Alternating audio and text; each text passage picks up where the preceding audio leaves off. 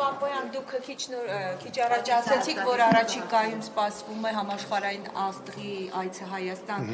կհստակեցնեք ում մասին է խոսքը։ Կգա ժամանակը կառավարությունը դրա մասին կասի։ Բայց որ ոլորտից է կամ Ես ասացի, որ մենք պլանավորում ենք այսուհետ տարեկան մինչև 2 կամ ավելի նույնիսկ համաշխարհային աստղեր հրավիրել Հայաստան, որը նաև զբոսաշրջության զարգացման տրամաբանության մեջ է, որովհետև նման միջոցառումներով, օրինակ մեր հարևան Վրաստանը շատ լավ զարգացրել է իր ոլորտը եւ եթե նաև երկիրը դիրքավորվում է, որ այդպիսի երկիր նաև իրենք զբոսաշրջիկներն են շատ հաճախ օրինակ իրենց սիրելի աստղին հետևում եւ ենթադրենք պայմանական օրինակ չեն հասցնում